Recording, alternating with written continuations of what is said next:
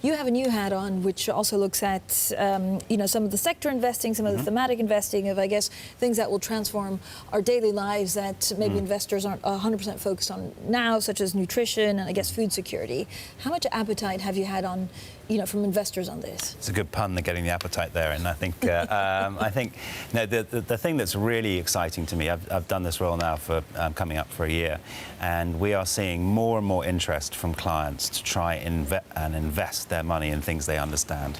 And the things that they understand the most are the things that they use every day and the things that they see every day.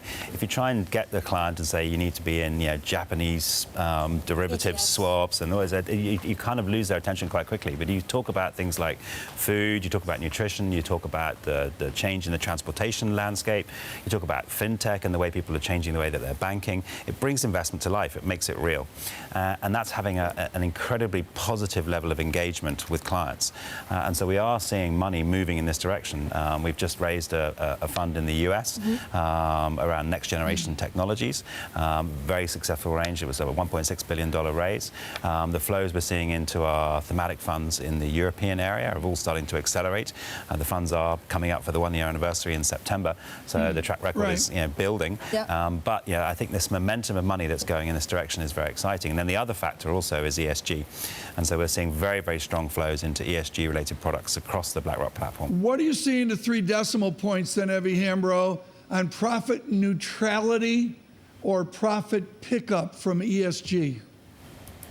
Yeah, I think that's the biggest change that we've seen with regards to ESG expectations in the last kind of few years. I think if you go back a few years before that, you would assume, well, clients would assume that by investing around ESG and choosing to go in that direction, they would be sacrificing an element of return in order to be able to achieve that outcome.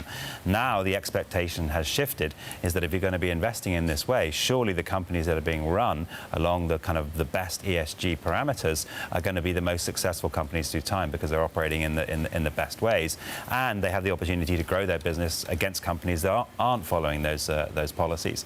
So the expectations have shifted from this costing me part of my return to actually returns being higher from investing in this along this strategy.